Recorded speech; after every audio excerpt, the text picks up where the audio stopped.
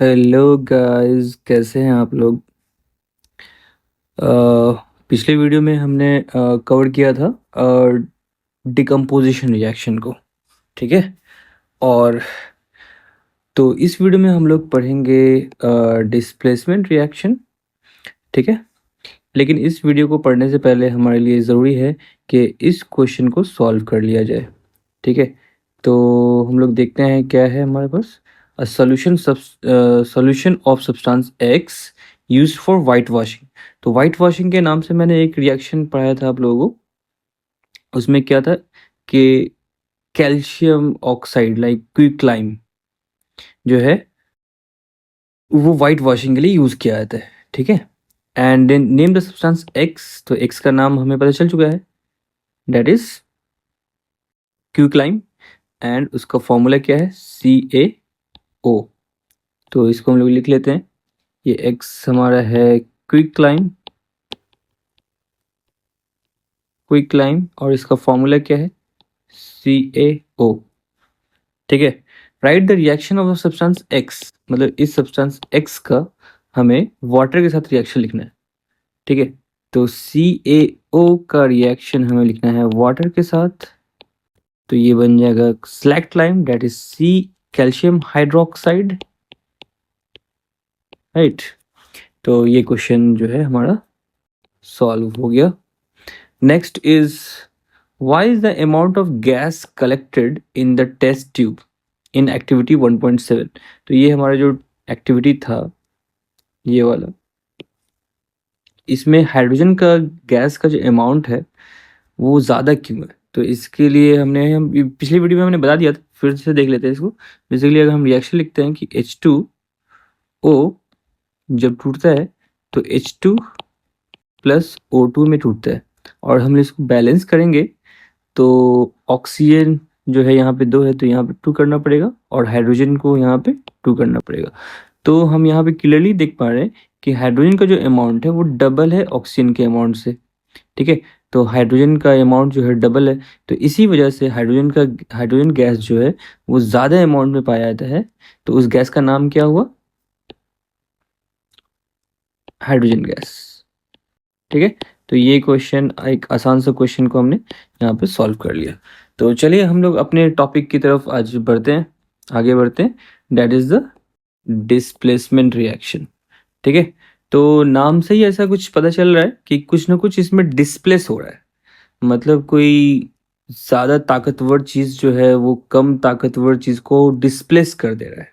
ये नाम से हमें पता चल रहा है। ठीक है। तो एक्चुअली में डिस्प्लेसमेंट रिएक्शन होता भी वही है। द रिएक्शन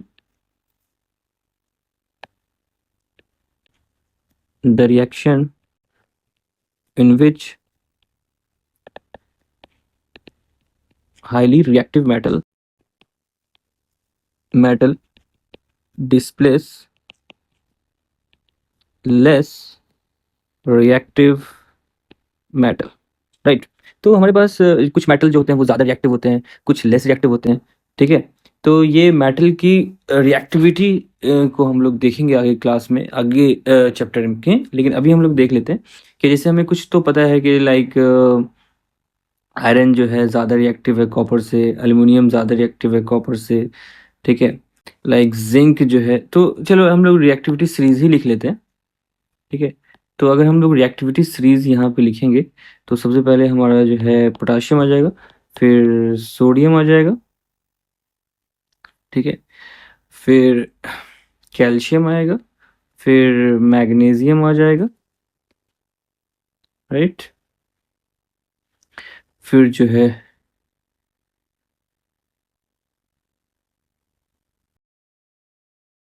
एल्युमिनियम आ जाएगा, फिर जिंक आ जाएगा, फिर आयरन आ जाएगा, फिर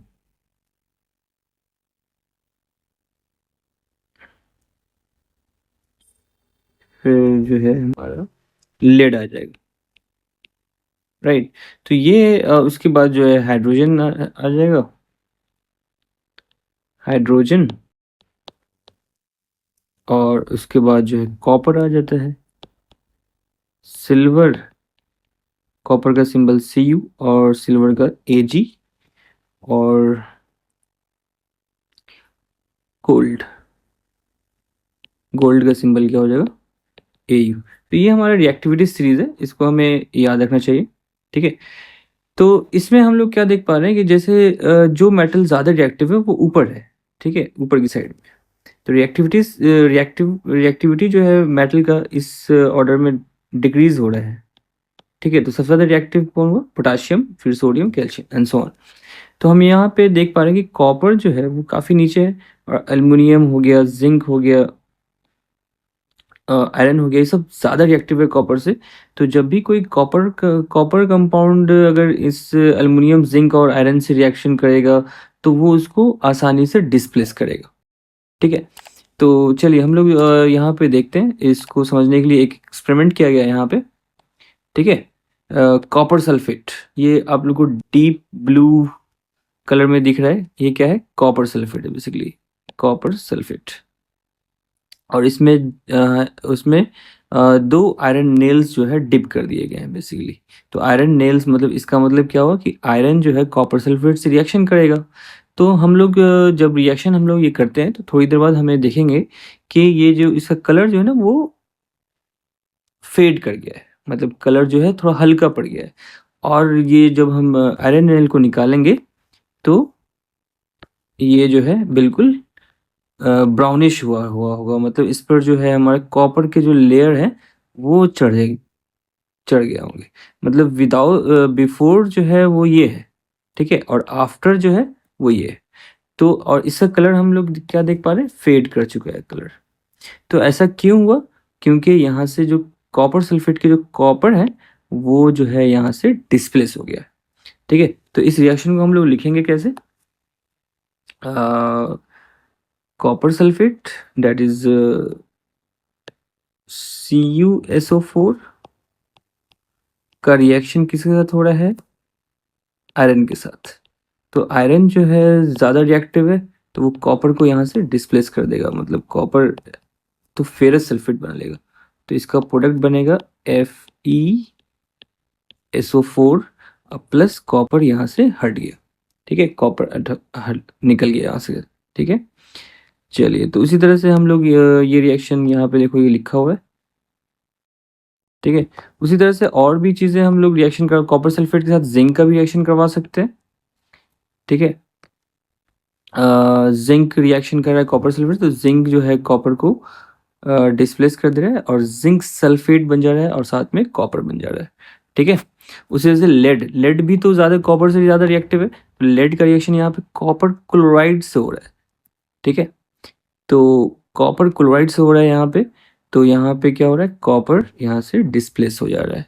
तो इस तरह से दो तीन एग्जाम्पल हमने देखा, और इसमें हमने देखा कि कॉपर जो है इन तीनों से, फेरस से, जिंक से और लेड से, तीनों से ही वो लेस रिएक्टिव है, इसलिए यहाँ पर कॉपर जो है डिस्प्लेस हो जा रहा है।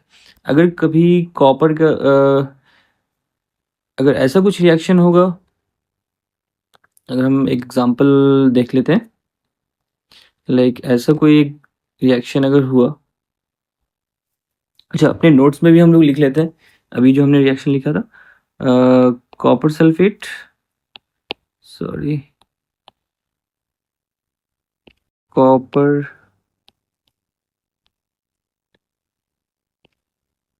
CuSO4 का रिएक्शन, सॉरी कॉपर सल्फेट नहीं, हाँ yes, copper sulphate CuSO4 plus Fe से क्या बनेगा, FeSO4 प्लस Cu, और आई थिंक ये रिएक्शन बैलेंस भी है। ठीक है, तो इसी तरह से हम लोग कॉपर सल्फेट का रिएक्शन जिंक के साथ भी करा लेते हैं। तो यहाँ पे क्या होगा, जिंक सल्फेट बनेगा ZnSO4 प्लस सी। उसी तरह से एक और हमने देखा था, कॉपर क्लोराइड के साथ रिएक्शन कराया था इन्होंने, CuCl2 प्लस लेड Pb। ठीक है, तो Pb सीधी सी बात है कॉपर से ज़्यादा रिएक्टिव है, तो Pb क्लोराइड PbCl बन जाएगा, PbCl2 प्लस कॉपर। ठीक है, ये 3 रिएक्शन है हमारे पास। और भी इस तरह के बहुत सारे रिएक्शन लिख सकते हैं। अच्छा, इसी तरह से हम लोग देख सकते हैं अगर कभी कॉपर सल्फेट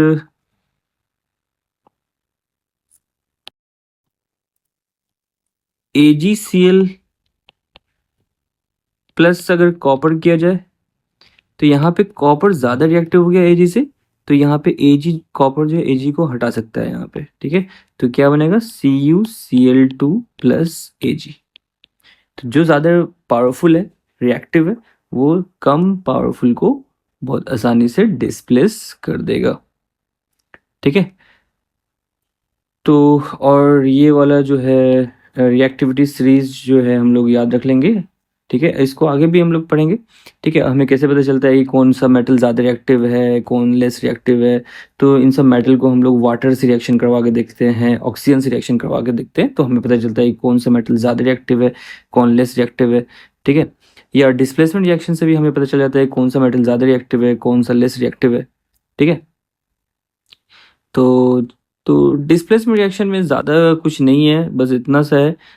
ये एक्सपेरिमेंट को आप लोग याद रख सकते हो कि कॉपर सल्फेट का रिएक्शन जो है आयरन नेल, मतलब कील जो होता है ना, कील, आयरन लोहे की कील जो होता है, उसको हमने यहाँ पे डिप कर दिया, तो इसका कलर जो है फेड कर गया। तो कलर फेड करने का रीज़न क्या है कि कॉपर यहाँ से डिस्प्लेस हो गया, कॉपर यहाँ से हट के जो है आयरन नेल पे जाके जम गया, ठीक है।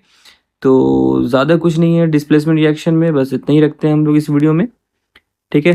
तो मिलते हैं अगले वीडियो में, जब तक आप लोग चैनल सब्सक्राइब करें, शेयर करें और अपने दोस्तों तक ज़रूर पहुंचा दें। और कमेंट में ज़रूर बताएं कि आप लोग कैसा लग रहा है, समझ में आ रहा है या नहीं आ रहा है, ठीक है।